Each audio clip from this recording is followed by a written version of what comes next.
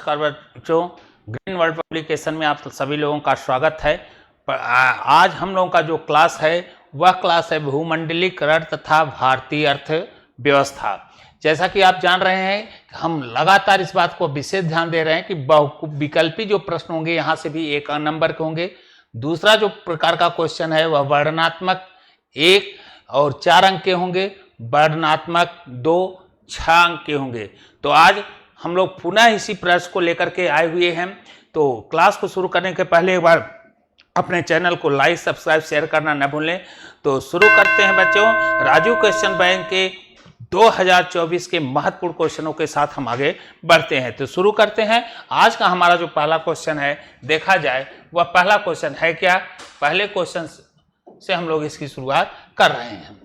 तो पहला क्वेश्चन है कि विश्व व्यापार संगठन का, पहला क्वेश्चन क्या है कि विश्व व्यापार संगठन का मुख्यालय है। विश्व व्यापार संगठन का जो विदेश के अंतर्गत व्यापार किए जा रहे हैं, इस संगठन का मुख्यालय कहाँ है। तो इसका मुख्यालय बच्चों कहाँ है? न्यूयॉर्क, पेरिस में, जिनेवा में, ओटावा में। तो कहाँ है? जिनेवा में। आगे का प्रश्न है, विश्व के 26 देशों में प्रसार के साथ विश्व की सबसे बड़ी मोटर गाड़ी निर्माता कंपनी फोर्ड मोटर्स भारत में कब आई। फोर्ड मोटर जो है भारत में कब आई और विश्व के 26 देशों के प्रसार का साथ विश्व की सबसे बड़ी मोटर गाड़ी निर्माता कंपनी है। तो यह सबसे बड़ी मोटर गाड़ी निर्माता कंपनी भारत में कब आई, वह है 92, 94, 95। तो कब आई बच्चों? 1995 में। और एक आंकड़े की बात कर रहा कि वर्ष 2017 तक फोर्ड मोटर्स ने भारतीय बाजारों में कितनी कारें बेची। फोर्ड मोटर्स ने 2017 में बाजारों में कितनी गाड़ियां बेचती या बेची गई। देखिए 25,000, 88,000, 23,000, 32,000। तो कितनी गाड़ियां बेची गई? 88,000। अमेरिका के सकल घरेलू उत्पाद जीडीपी, अमेरिका के सकल घरेलू उत्पाद में कृषि का हिस्सा कितना है। अमेरिका के सकल घरेलू उत्पाद में कृषि का योगदान कितना है। पूरे उसके घरेलू उत्पादन में देखा जाए तो कृषि का योगदान कितना है बच्चों। तो देखो 1%, 2%, 3 आपके विकल्प दिए हैं। तो अमेरिका के सकल घरेलू उत्पाद में कृषि का जो योगदान है वह 1% है। कितना है? 1% है। बढ़े अगले क्वेश्चनों को। तो अगला क्वेश्चन देखा जाए, 2018 तक कितने देश विश्व व्यापार संगठन के सदस्य थे। आंकड़े याद रखना है आपको। क्या पूछ रहा है? पूछ रहा है कि 2018 तक कितने देश विश्व व्यापार संगठन में के सदस्य थे। 139, 164, विकल्प 159, 169। तो 2018 तक विश्व व्यापार में कुल सदस्य कितने थे बच्चों? 164। विदेशी व्यापार किनके मध्य होता है। विदेशी व्यापार किनके मध्य होता है। तो विदेशी व्यापार किसके किसके? 2 देशों के बीच। तो यहां हम देखेंगे विदेशी व्यापार किसके मध्य किए जाते हैं? 2 देशों के मध्य, 2 प्रदेशों के मध्य, 2 नगरों के मध्य, 2 गांवों के मध्य नहीं। विदेशी व्यापार जो होते हैं वो कहां? 2 देशों के मध्य किए जाते हैं। विश्व व्यापार संगठन की स्थापना कब हुई? बहुत बड़ा रोल आज विश्व व्यापार संगठन का है। पूरे विश्व के अंतर्गत व्यापार को प्रतिस्थापित, संचालित करने में जो एक नियम सिस्टम चल रहे हैं, इस विश्व व्यापार संगठन की स्थापना कब हुई। विकल्प देखा जाए 1 जनवरी 1993 में नहीं, 1 जनवरी 1950 95 में। तो विश्व व्यापार संगठन की स्थापना कब हो रही है? 1 जनवरी 1995 में। कब हो रही है? 1 जनवरी। याद रखिएगा, विश्व व्यापार संगठन की जो स्थापना किया जा रहा बच्चों, वह 1 जनवरी 1995। सर्वप्रथम विश्व व्यापार संगठन किसके द्वारा शुरू किया गया? विश्व व्यापार संगठन किसके द्वारा शुरू किया जा रहा है? तो देखा जाए किसके द्वारा? विकसित देश, विकासशील देश, अल्प विकसित देश, निर्धन देश। तो किसके द्वारा? विश्व व्यापार संगठन जो शुरू किया गया बच्चों, वह विकसित देशों द्वारा। किसके द्वारा? विकसित देशों के द्वारा शुरू किया। मानव विकास रिपोर्ट 2018 में भारत का कौन सा स्थान प्राप्त हुआ था?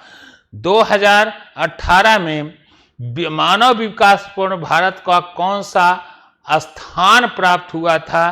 तो वह स्थान कौन था? 130वां स्थान प्राप्त हुआ था। विश्व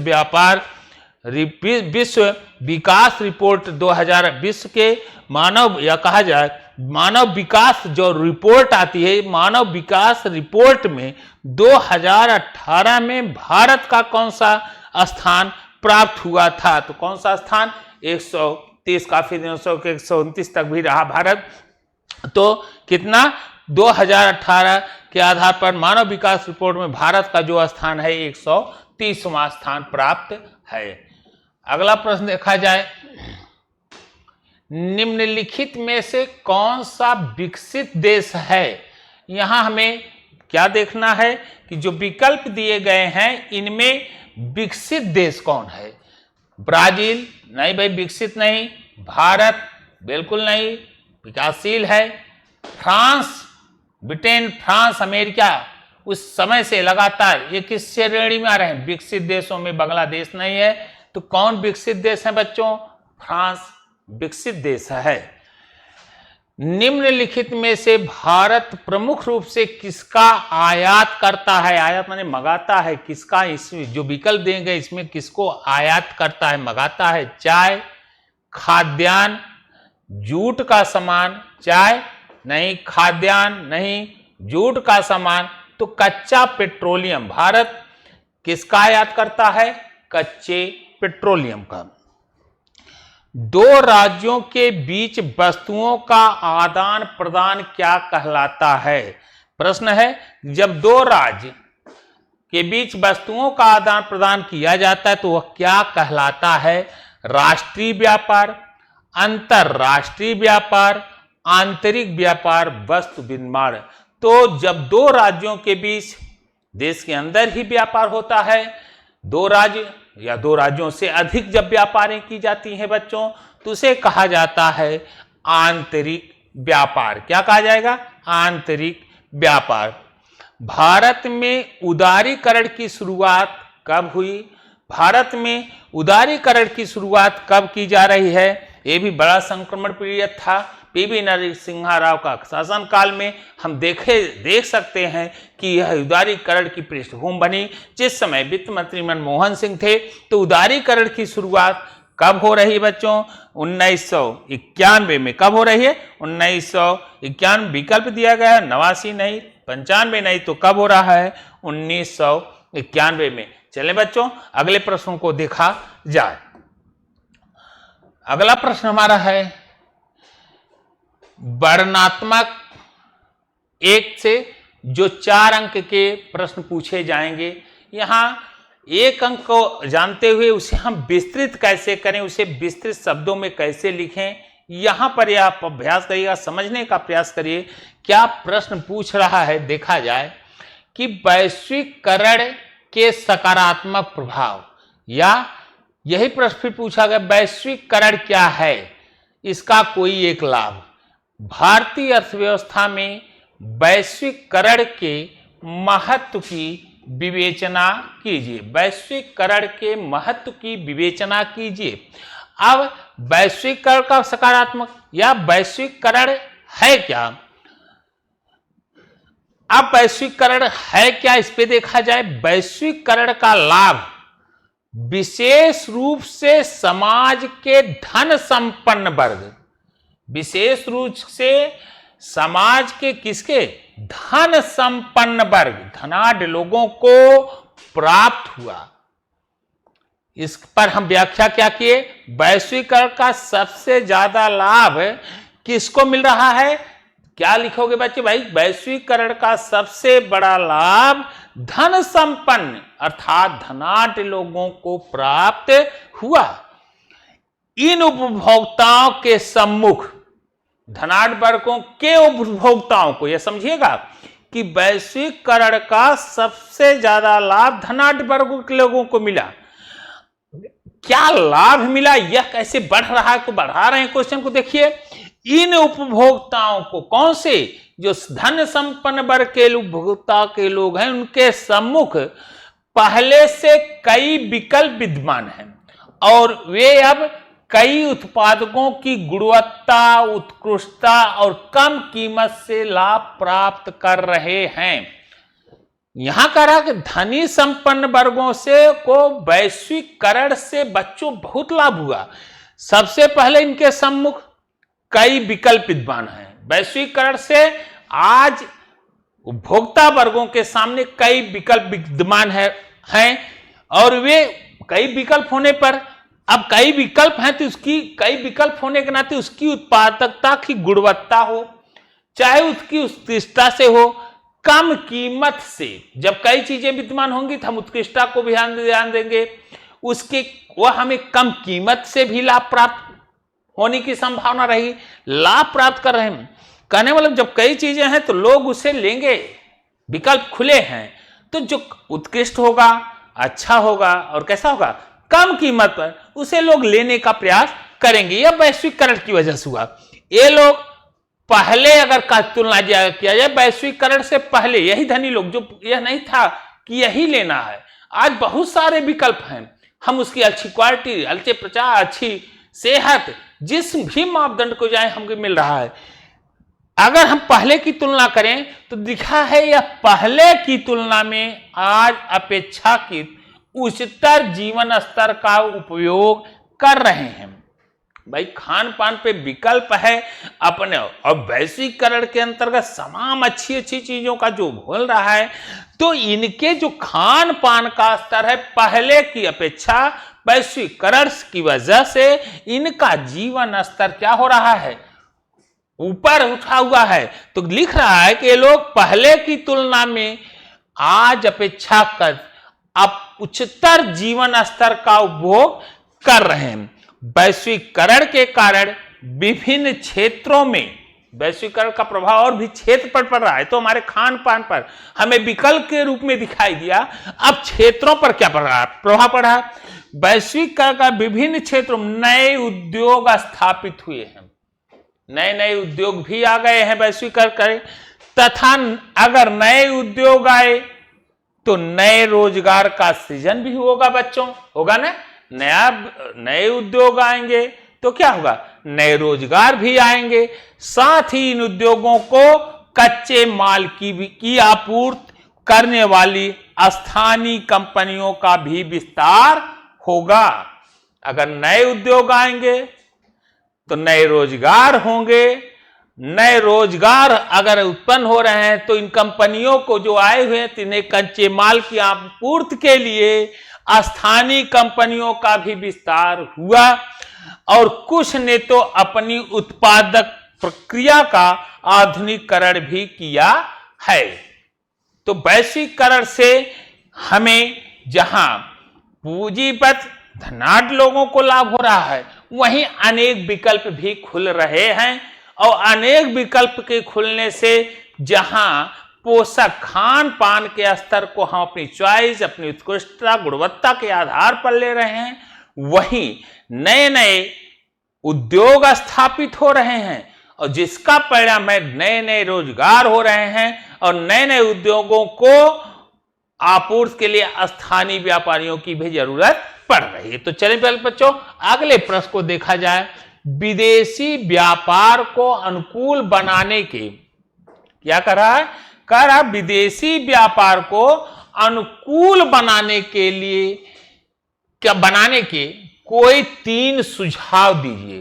विदेशी व्यापार से आप क्या समझते हैं? विदेशी व्यापार को अनुकूल बनाने के लिए कोई है एक ही क्वेश्चन।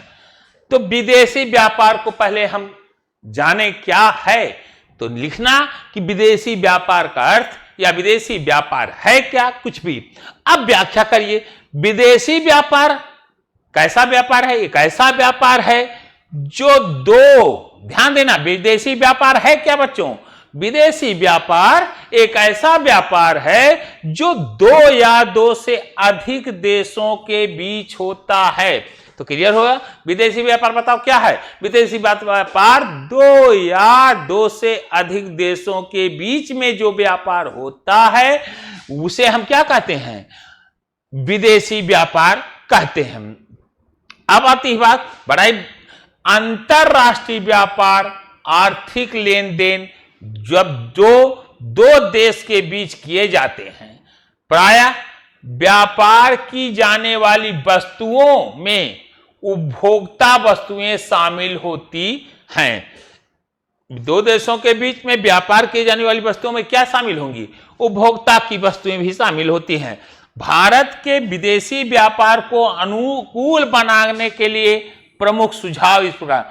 भारत के विदेशी व्यापार को अनुकूल बनाने के लिए क्या सुझाव दिए जाए हैं? जो दिए जा रहे हैं वह निम्न प्रकार से।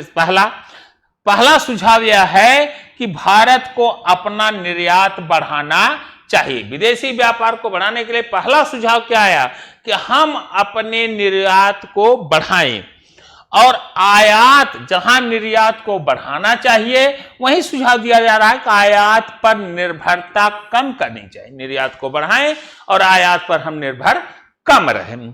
दूसरा सुझाव क्या दिया जा रहा है? भारत को पेट्रोलियम के आयात को हतोत्साहित करना चाहिए। पेट्रोलियम पर हमारा बड़ा काफी व्यय हो रहा है, तो पेट्रोलियम का जो आयात किया इसको हतोत्साहित करना चाहिए। इसके स्थान पर अब पेट्रोलियम को हतोत्साहित कैसे किया जाएगा? तो इसके स्थान पे कहा जा रहा है कि इसके स्थान पर सौर ऊर्जा, पवन ऊर्जा, भूतापीय ऊर्जा के गैर परंपरागत स्रोतों पर अपनी निर्भरता बढ़ानी चाहिए। कहा आयात कम करना, निर्यात बढ़ाया जाए, और आयात की कम करने पर भी यह कह रहा है कि पेट्रोलियम की जो हमारी आवश्यकता है उसे सीमित करते हुए इसे एक विकल्प के रूप में इसे हतोत्साहित किया जाए। हतोत्साहित का अर्थ है कि इसका सब्स्टिट्यूट खोजा जाए और सब्स्टिट्यूट को बढ़ावा दिया जाए, जिसमें सौर ऊर्जा, पवन ऊर्जा, भूतापी ऊर्जा के गैर परंपरागत स्रोतों पर अपनी निर्भरता बढ़ानी चाहिए। तीसरा सुझाव यहां दे रहा है सड़क यातायात। भाई यह तभी बढ़ेगा हमारी क्या हो सड़कें सुव्यवस्थित। रेल यातायात में पेट्रोलियम पदार्थों के स्थान पर इलेक्ट्रिक रेल इंजन और इलेक्ट्रिक वाहनों का प्रयोग करना चाहिए। इसमें हरास तब लाएगा जब हम अपने यातायात के साधनों को पेट्रोलियम पदार्थों के स्थान पर बच्चों क्या डाइवर्ट करेंगे, क्या लाएंगे? इलेक्ट्रिकल रेल इंजन ला दें, इलेक्ट्रिक वाहनों का प्रयोग करें, तब आएगा। विदेशी मल्टीनेशनल कंपनियों के उत्पादों का उपयोग कम करके उसके स्थान पर देश की स्थानीय स्तर पर बनी वस्तुओं का उपयोग को बढ़ावा देना चाहिए। विदेशी व्यापार के उपयोग की वस्तुओं को कम करके स्थानीय स्तर पर जो बन रहे हैं उनको बढ़ावा देना चाहिए। लोगों में स्वदेशी उत्पादों को अपनाने के प्रति रुचि उत्पन्न करने का प्रयास करना चाहिए। यही विदेशी व्यापार को अनुकूल बनाने के लिए सुझाव दिए गए हैं। कैसा किया जा सकता है, करना चाहिए। अगले प्रश्न पर आते हैं हम लोग। अगला प्रश्न है बच्चों, दूसरे देशों में बहुराष्ट्रीय कंपनियां किस प्रकार उत्पादन पर नियंत्रण सब। दूसरे देशों में बहुराष्ट्रीय कंपनियां जो बहुराष्ट्रीय कंपनियां आ रही देशों विदेशों से, वह दूसरे देशों में जाकर के किस प्रकार उत्पादन या उत्पादन पर नियंत्रण स्थापित करती हैं। फिर पूछा वही प्रश्न है, बहुराष्ट्रीय कंपनियां विभिन्न देशों की उत्पादन प्रक्रिया को एक दूसरे से जोड़ती हैं, इस कथन को स्पष्ट कीजिए। अब हम आते हैं, क्वेश्चन है आपका वर्णनात्मक एक और 4 अंक का है, लिखेंगे कैसे, इसी पर हमें विचार करना है। इसने क्या प्रश्न था, 2 देशों में बहुराष्ट्रीय कंपनियां किस प्रकार उत्पादन पर नियंत्रण स्थापित करती हैं। तो बहुराष्ट्रीय कंपनियां को जाने क्या है बहुराष्ट्रीय कंपनियां। अगर हम बहुराष्ट्रीय कंपनियों को जानेंगे फिर आगे के प्रश्नों को हम निदान करेंगे। पहले तो हमें बहुराष्ट्रीय कंपनियों पर ही देखना है। बहुराष्ट्रीय कंपनियां वे कंपनियां हैं, बहुराष्ट्रीय कंपनियां कौन सी कंपनियां बहुराष्ट्रीय कंपनियां हैं, यही बता रहा है प्रश्न उत्तर कि बहुराष्ट्रीय कंपनियां बच्चों वे कंपनियां हैं जो एक से अधिक देशों में, ध्यान देना, एक से अधिक देशों में उत्पादन पर नियंत्रण अथवा स्वामित्व रखती हैं। बहुराष्ट्रीय कंपनी किसे कहेंगे बताओ।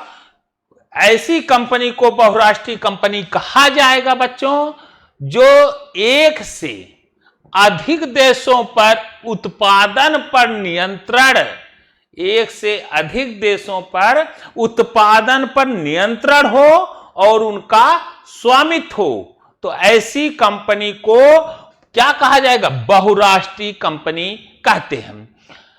अब आप कंपनियों के संदर्भ में लिखिए, एक कंपनियां, अब तो जानी गई कि बहुराष्ट्रीय कंपनियां हैं कौन, किसे कहेंगे, क्या कहोगे। आपका उत्तर है एक से अधिक देशों पर उत्पादन पर नियंत्रण अथवा स्वामित्व रखना ही बहुराष्ट्रीय कंपनियां हैं। ये कंपनियां उन देशों में अपने कारखाने स्थापित करती हैं जहां उन्हें सस्ता श्रम एवं अन्य साधन मिल सकते। कहां, जहां उन्हें सस्ता श्रम और अन्य साधन मिल सकते हैं। फिर कह रहा है बहुराष्ट्रीय कंपनियां कहां स्थापित करेंगे, वहीं उसी देश में लोग जाएंगे जहां उन्हें वहीं स्थापित, उन्हें क्या मिले, सस्ता श्रम, काम करने वाले क्या है, श्रम हो, और संसाधन आराम से सुलभ हो सके। जहां सरकारी नीतियां भी उनके अनुकूल हो, सस्ता श्रम हो, साधन सुलभ हो और सरकार की नीतियां कानून भी क्या हो, उनके अनुकूल हो। बहुराष्ट्रीय कंपनियां इन देशों की स्थानीय कंपनियों के साथ संयुक्त रूप से उत्पादन करती हैं। उसी जगह स्थापित जहां बहुराष्ट्रीय कंपनी किसके साथ, स्थानीय कंपनियों के साथ क्या करती है, संयुक्त रूप से उत्पादन करती है। लेकिन अधिकांशतः बहुराष्ट्रीय कंपनियां स्थानीय कंपनियों को संयुक्त रूप से भी उत्पादन करती है, लेकिन प्रायः क्या करती है, खरीद कर उत्पादन का प्रसार करती हैं। जैसे एक अमेरिकी बहुराष्ट्रीय कंपनी जैसे थी कारगिल फूड्स ने भारत की अत्यंत छोटी भारतीय कंपनी थी परक फूड्स को खरीद लिया। क्या किया, खरीद लिया। तो क्लियर हो गया प्रश्न का नेचर क्या था बच्चों, बहुराष्ट्रीय कंपनियां किस प्रकार। तो बहुराष्ट्रीय तो क्लियर हुआ है, क्या एक ऐसी कंपनी, क्या कहोगे, जो उत्पादन पर नियंत्रण रखती है और ये कहां स्थापित होगी, ऐसे देशों में ही स्थापित होंगी जहां सस्ता श्रम और अन्य साधन उनको मिल सके, साथ ही साथ उस देश की नीतियां भी उनके अनुकूल हो। फिर कहा इन देशों कि स्थानीय कंपनियों का इनका कभी कभी क्या होता है, संयुक्त रूप से उत्पादन करती हैं, लेकिन अधिकांश जो दिखाई देता है वह कि बहुराष्ट्रीय कंपनियां स्थानीय कंपनियों को खरीद कर उत्पादन का क्या करती हैं, प्रसार करती हैं। और जैसा यहां बताया गया कारगिल फूड ने परक फूड्स को क्या किया, खरीद लिया। आगे बढ़ते हैं, बहुराष्ट्रीय कंपनी एक अन्य तरीके से उत्पादन नियंत्रण करती है, एक और अन्य तरीका जिससे यह उत्पादन को नियंत्रित करती है। विकसित देशों में बड़ी बहुराष्ट्रीय कंपनियां छोटे उत्पादकों को उत्पादन का आदेश देती है। एक इनके उत्पादन का तरीका यह भी है, देखिए बड़ी बहुराष्ट्रीय कंपनी एक अन्य तरीका है, क्या, उत्पादन पर एक और भी तरीके से नियंत्रण करती है बहुराष्ट्रीय। कैसा कि विकसित देशों में बड़े बहुराष्ट्रीय कंपनी, जो बड़ी कंपनियां विकसित देशों में कैसे उस पर नियंत्रण करती है।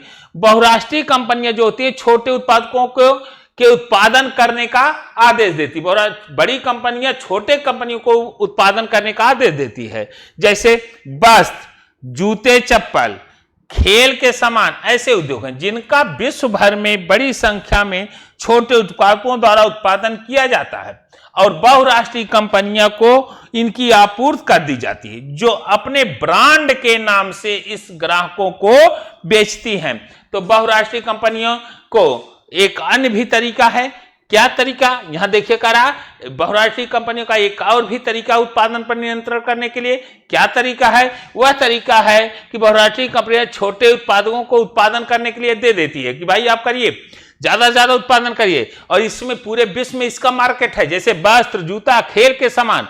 अब ये छोटी छोटी कंपनियां उत्पादन ढेर सारा करती हैं और बड़ी कंपनियों को दे देती हैं, और बड़ी कंपनियां अपने ब्रांड के नाम पर पूरे विश्व के ग्राहकों को बेचती हैं। इस तरह से बहुराष्ट्रीय कंपनियों के द्वारा छोटी कंपनियों के साथ मिलकर के कार्य किया जाता है। चलें बच्चों, अगला प्रश्न है हमारा, देखा जाए। अगला प्रश्न है, विश्व व्यापार संगठन से आप क्या समझते हैं? विश्व व्यापार संगठन के क्रियाकलापों का, विश्व व्यापार संगठन के क्रियाकलापों के संदर्भ बता रहा कि इससे आपको क्या ज्ञान है, क्या जानकारी है। तो पहले हमें क्या जानना है? विश्व व्यापार संगठन। किस पे चर्चा करना बच्चों? विश्व व्यापार संगठन। तो विश्व व्यापार संगठन अंतरराष्ट्रीय संगठनों ने भारत एवं विदेश व्यापार या विदेशी निवेश के उदारीकरण का समर्थन किया। विश्व व्यापार संगठन अनेक अंतरराष्ट्रीय संगठनों ने भारत में विदेश व्यापार, विदेशी निवेश के उदारीकरण का समर्थन किया, यह सभी ने समर्थन किया। अंतरराष्ट्रीय आर्थिक संगठनों का ऐसा विचार है, उदारीकरण क्या है, विश्व व्यापार का क्या है, अंतरराष्ट्रीय आर्थिक संगठनों का एक ऐसा विचार है कि विदेश व्यापार और विदेश निवेश पर सभी अवरोधक हानिकारक हैं। विश्व व्यापार में कोई अवरोध नहीं होना चाहिए। विश्व के देशों के मध्य अवरोध विहीन मुक्त व्यापार, विश्व व्यापार में कोई अवरोध न हो, किसी प्रकार की दिक्कतें न आए, विश्व के देशों के बीच जो व्यापार हो वो अवरोध विहीन हो, मुक्त व्यापार होना चाहिए। विश्व के सभी देश को अपनी अपनी नीतियां इसके लिए उदार बनानी चाहिए, कठोर नहीं बने। विश्व व्यापार संगठन एक ऐसा संगठन है जिसका लक्ष्य है अंतरराष्ट्रीय व्यापार को उदार बनाना। विश्व व्यापार संगठन है क्या कहोगे? यह भाई WTO एक ऐसा संगठन है जिसका सबसे पहला लक्ष्य क्या है बच्चों? वह यह है कि अंतरराष्ट्रीय व्यापार को उदार बनाना। विकसित देशों की पहल पर आरंभ किया गया, भले यह किसके द्वारा प्रारंभ किया गया? विकसित देशों की पहल पर इसकी शुरुआत किया गया। विश्व व्यापार संगठन अंतरराष्ट्रीय व्यापार से संबंधित नियमों को निर्धारित करता है। अंतरराष्ट्रीय व्यापार के नियमों को निर्धारित करता है हमारा कौन? विश्व व्यापार। और यह निर्धारित करता है कि इन नियमों का पालन हो। वर्तमान में विश्व में के लगभग 164 देश विश्व व्यापार संगठन के सदस्य हैं, जबकि 23 इसके पर्यवेक्षक सरकारें हैं। कितनी हैं? पर्यवेक्षक। तो विश्व व्यापार संगठन में कुल कितने हैं? 164। इनका मुख्य ध्येय है कि अंतरराष्ट्रीय व्यापार को उदार बनाना और यह भी कि व्यापार के मार्ग में किसी प्रकार की यदि दिक्कतें आती हैं, अवरोध होते हैं, उसे पूरी तरह से मुक्त करना। तो चलें बच्चों अगले प्रश्न को देखा जाए। वर्णनात्मक 2 शुरू हो गया और यह भी बच्चों आपका कितना है? 6 अंकों का है। तो चलें शुरू करते हैं 6 अंकों के क्वेश्चन के साथ। पहला प्रश्न है, भारतीय अर्थव्यवस्था पर वैश्वीकरण के सकारात्मक व नकारात्मक प्रभाव लिखिए। पूरी अर्थव्यवस्था के वैश्वीकरण के इसके क्या सकारात्मक हैं और क्या नकारात्मक प्रभाव हैं, इसको लिखना है। विदेश व्यापार से आप क्या समझते हैं, इसके लाभ तथा लाभों का वर्णन के लिए। तो पहले हमें भारतीय वैश्वीकरण के सकारात्मक नकारात्मक वही बात है। विदेश व्यापार से क्या समझते हैं, तो विदेश व्यापार का हम क्या समझते हैं समझाने का प्रयास करेंगे। कैसे कि विदेश व्यापार का अर्थ क्या है। विदेश व्यापार अभी बताया गया है कि विदेश व्यापार है क्या। भारत के विदेश व्यापार के अंतर्गत भारत में होने वाले सभी निर्यातों एवं विदेशों से भारत में आयातित सभी सामानों से है। भारत से जो विदेशों में क्या किया जाए, निर्यात, और विदेशों से भारत में जो आयात हो रहा है, यही क्या है, विदेश व्यापार। हमारे यहां से निर्यात होना, अन्य देशों से भारत में जो आयात किया जाता है से है विदेश व्यापार। भारत के वाणिज्यिक उद्योग मंत्रालय की देखरेख में होता है। जरूर लिखना कि विदेश व्यापार जो होता है किसके मंत्रालय में होता है, वाणिज्य उद्योग मंत्रालय की देखरेख में होता है। बढ़े विदेश व्यापार, दो या देशों के बीच होने वाले व्यापार, जैसे भारत में यहां दिया निर्यात और भारत की आवश्यकता के अनुरूप कोई वस्तुएं मंगाई जा रही हैं, यही विदेश व्यापार। अब बात आती है कि वैश्वीकरण के सकारात्मक क्या प्रभाव हैं। तो जरा देखा जाए वैश्वीकरण के प्रभाव सकारात्मक देखना है, इससे लाभ क्या है। इसका सबसे पहला है कि वैश्वीकरण के कारण ही नए उद्योग स्थापित होने से रोजगार के नए अवसरों का सृजन हुआ। सबसे पहला अगर इसका देखा जाए सकारात्मक प्रभाव क्या है, सकारात्मक सबसे पहला प्रभाव क्या बताया कि नए उद्योग स्थापित होंगे। तो बच्चों जब नए उद्योग स्थापित होंगे तो नए रोजगार का सृजन होना स्वाभाविक है और होगा ही, रोज बेरोजगारों से मुक्त होगी। पहला इसका दूसरा सकारात्मक है कि उद्योग को कच्चे माल की आपूर्ति करने के लिए, कच्चे माल की आपूर्ति करने के लिए दूसरा प्रभाव जो वैश्वीकरण का है वह है कि कच्चे माल की आपूर्ति करने के लिए स्थानीय कंपनियों का विस्तार भी होगा। कच्चे माल की पूर्ति कहां से पाएंगे, उसमें स्थानीय कंपनियों का बच्चों क्या होगा, विस्तार होगा।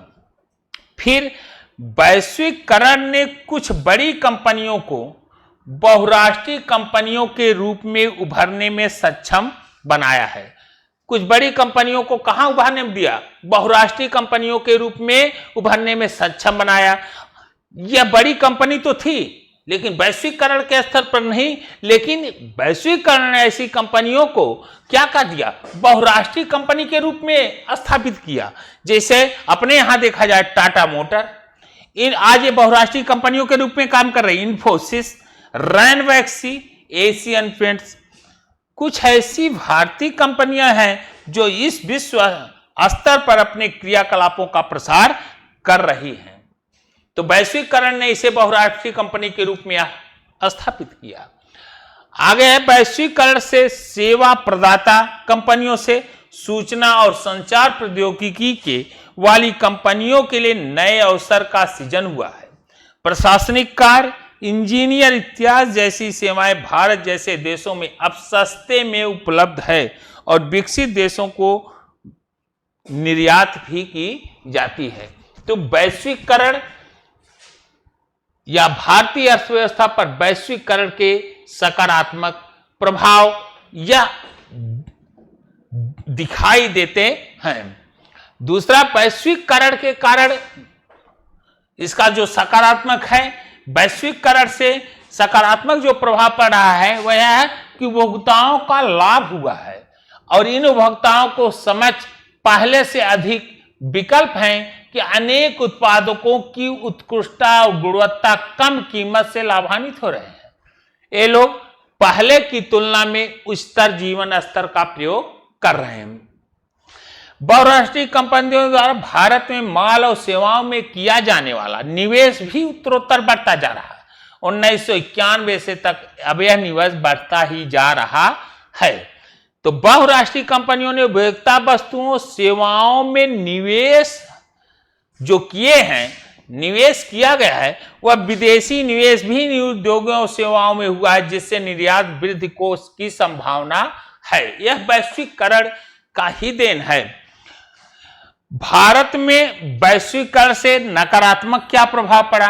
भाई सकारात्मक हुआ कि बहुत सारी कंपनियां आई, बहुत सारे विदेशी कंपनियां, भारत की कुछ बड़ी कंपनियां वैश्वीकरण की वजह से बहुराष्ट्रीय कंपनियों में तब्दील हुआ, रोजगार सृजे। अब हमें यहां बच्चों देखना है कि इसके आने से हमारे पर नकारात्मक क्या प्रभाव है।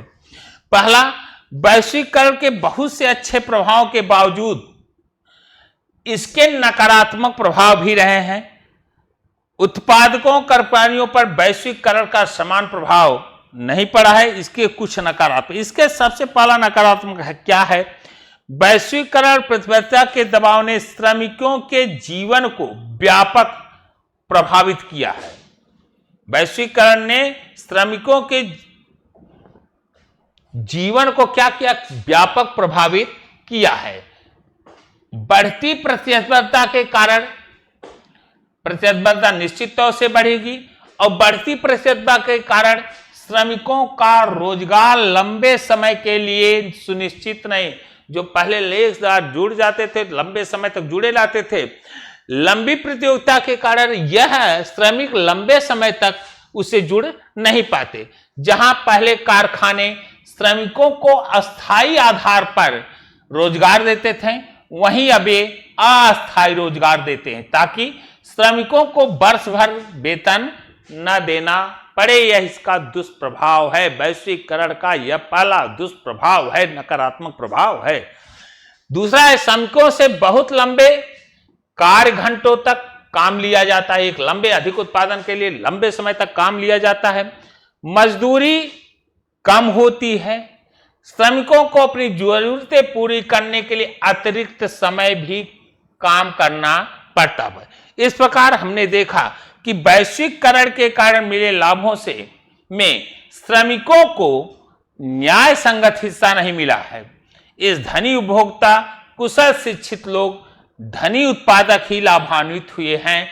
यह वैश्वीकरण का सबसे ज्यादा नकारात्मक पॉइंट है कि इसमें सबसे ज्यादा उत्पादक या उपभोक्ता या पूंजीपति तो लाभ हुआ है, लेकिन श्रमिकों को यह लाभ, इस लाभों से वंचित होना पड़ा है।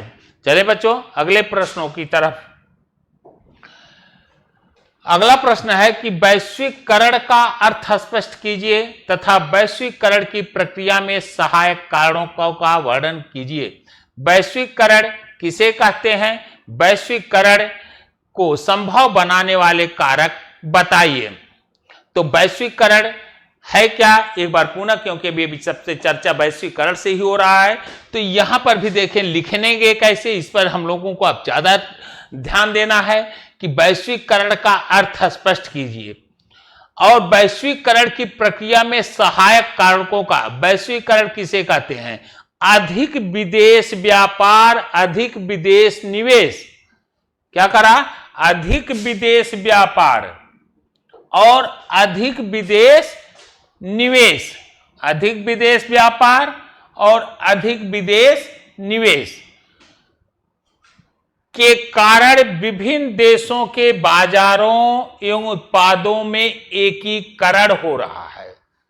अधिक से व्यापार, विदेश व्यापार और अधिक से अधिक विदेश में निवेश के कारण विभिन्न देशों के बाजारों उत्पादों में क्या हो रहा है? एकीकरण हो रहा है। विभिन्न देशों के बीच संबंध और तीव्र एकीकरण की प्रक्रिया। विभिन्न देशों के बीच परस्पर संबंध, विभिन्न देश के बीच आपस में जो संबंध बन रहे हैं, नजदीकियां आ रही और तीव्र उनका एकीकरण की प्रक्रिया ही वैश्वीकरण है। विभिन्न देश के लोग जो अब काफी नजदीक होते चले जा रहे हैं और यह जो इनका एकीकरण की प्रक्रिया हुए, वही क्या है? वैश्वीकरण। वैश्वीकरण की प्रक्रिया को बढ़ावा देने के लिए निम्नलिखित कारकों की भूमिका। वैश्वीकरण को बढ़ावा क्यों दिया जा रहा है? इसके निम्नलिखित कारक। तो वैश्वीकरण क्या है?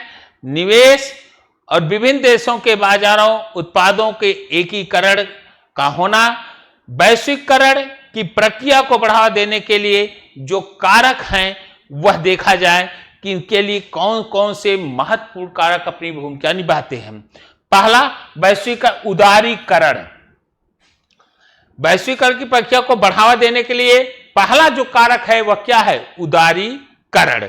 सरकार द्वारा व्यापार अवरोधों को हटाने की प्रक्रिया को, व्यापार में जो अवरोध उत्पन्न हो रहे हैं उन अवरोधों को, जो रुकावटें आ रही हैं उनको रुकाने हटाने की प्रक्रिया को उदारीकरण कहते हैं। उदारीकरण क्या है? सरकार द्वारा व्यापार उद्योगों, व्यापार अवरोधों को हटाने की जो प्रक्रिया को ही क्या कहा जाता है? उदारीकरण। उदारीकरण के कारण अनेक देशों के बीच व्यापार तथा निवेश को बढ़ावा मिला।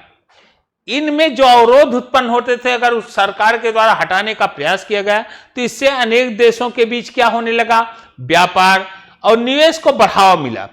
व्यापार के उदारीकरण से ही व्यापारियों को मुक्त रूप से निर्णय लेने की अनुमति मिल जाती। इनके उदार प्रवृत्ति के कारण ही इन्हें अपने निर्णय लेने की भी पूरी तरह से छूट मिले। इससे आयात निर्यात को बढ़ावा मिलता है। तो क्लियर हुआ कि वैश्वीकरण को बढ़ाने में सबसे महत्वपूर्ण भूमिका क्या है? उदारीकरण। किनकी महत्वपूर्ण भूमिका है? सबसे पहली भूमिका क्या? उदारीकरण। तो उदारीकरण बच्चों बता दोगे कि सरकार द्वारा जो व्यापार पर दिक्कतें आती हैं व्यापार करने में, उन दिक्कतों को दूर करना ही क्या है? व्यापार में आई हुई दिक्कतों को दूर करना ही क्या है बच्चों? उदारीकरण। और जब यह दूर करने का, देशों ने यह दूर करने का प्रयास किया तो उसमें व्यापार और निवेश को क्या मिलेगा? बढ़ावा मिला। और उदारीकरण में व्यापारियों को मुक्त रूप से निर्णय लेने की, जिसमें आयात और निर्यात की क्या हुई? वृद्धि हुई। बहुराष्ट्रीय कंपनियां वैश्वीकरण की प्रक्रिया में मुख्य भूमिका निभा रही। बहुराष्ट्रीय कंपनियां इस वैश्वीकरण की प्रक्रिया को काफी तीव्र कर रही हैं। विभिन्न देशों के बीच अधिक से अधिक वस्तुओं और सेवाएं, निवेश, प्रौद्योगिकी का आदान प्रदान हो रहा है। आज विश्व के देशों में आदान प्रदान की जो बढ़ रहा है, इससे विश्व के अधिकांश भाग एक दूसरे के अपेक्षाकृत अधिक पास आ रहे हैं। किसकी वजह से? वैश्वीकरण। बहुराष्ट्रीय कंपनियां भी वैश्वीकरण में महत्वपूर्ण योगदान दे रही। उन्नत प्रौद्योगिकी वैश्वीकरण को उत्प्रेरित करने में और प्रौद्योगिकों में तीव्र उन्नत का भी महत्वपूर्ण योगदान है। उन्नत प्रौद्योगिकी का भी योगदान है। परिवहन में उन्नत से दो देशों के बीच दूरी कम हो गई है। सूचना प्रौद्योगिकी से विकास से वैश्वीकरण को बढ़ावा मिला है। सूचना प्रौद्योगिकी से आज विश्व का कहीं भी देश, कहीं भी जाना, किसी प्रकार की वार्ता वैसे करते जैसे वो हमारे समीप बैठा हो, या जैसे मिला है दूरसंचार, कंप्यूटर, इंटरनेट आदि जो है आज की प्रगति जो हुई है, इन प्रगति से चाहे दूर संचार सुविधाओं का विश्व भर में देखा जाए तो एक दूसरे से संपर्क करके सूचनाओं को तत्काल प्राप्त करने, दूरवर्ती क्षेत्रों में संवाद करने में किया जाता है।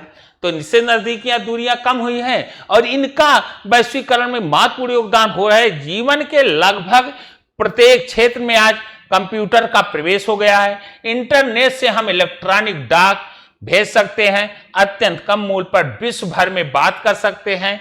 संचार एवं सूचना प्रौद्योगिकी ने विभिन्न देशों के बीच सेवाओं के उत्पादन के प्रसार में मुख्य भूमिका निभाई है।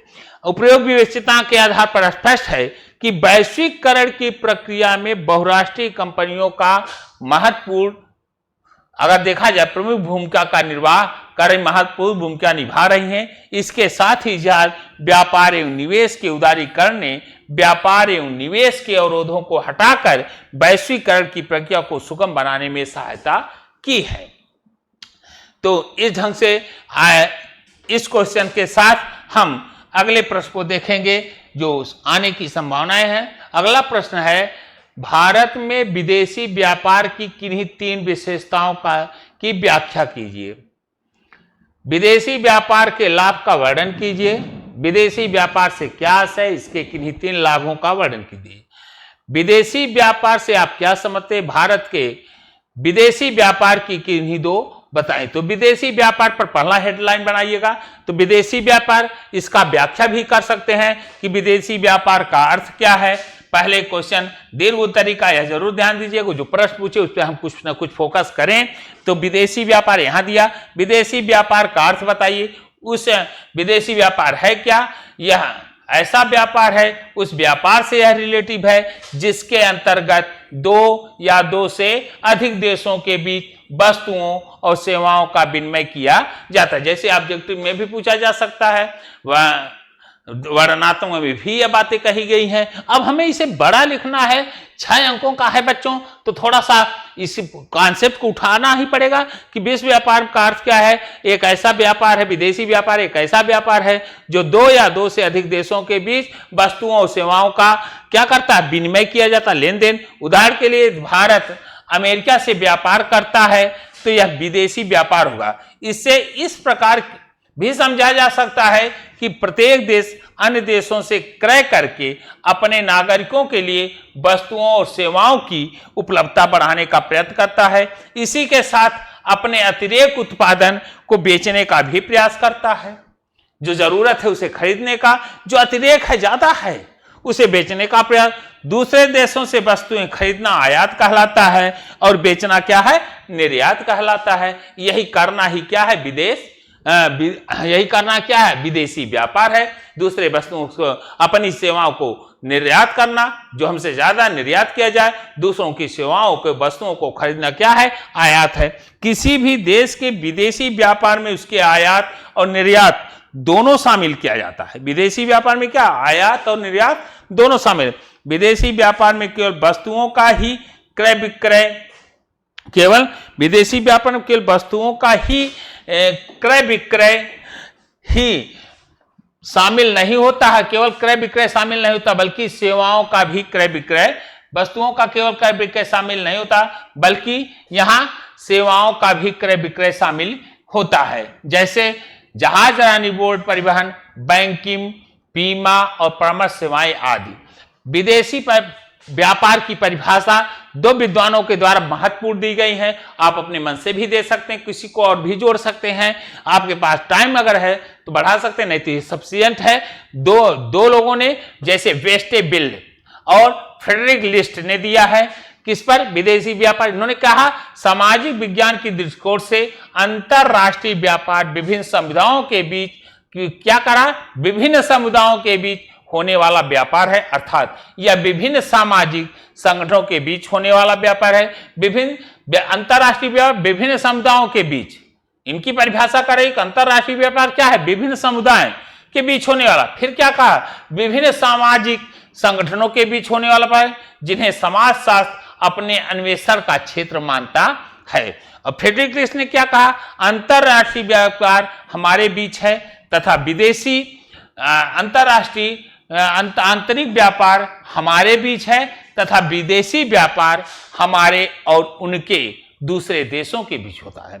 फ्रेडरिक लिस्ट ने क्या कहा बच्चों, आंतरिक व्यापार किसके बीच होता, हमारे बीच है, जबकि विदेशी व्यापार हमारे और उनके, अर्थात किनके, दूसरों के देश के बीच होता है। यह 2 परिभाषा दिया गया विदेशी व्यापार का। अब संक्षेप में आप लिख सकते हैं, कहा जा सकता है देश की सीमाओं के भीतर होने वाला व्यापार अंतर सेवाएं या राष्ट्रीय व्यापार कहलाता है।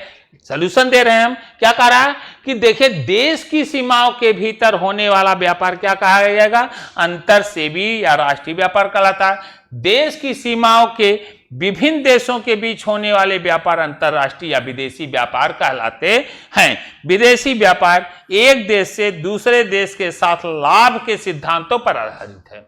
यह किसके साथ है, लाभ के सिद्धांतों के आधार पर विभिन्न देशों को परस्पर जोड़ने में सहायक।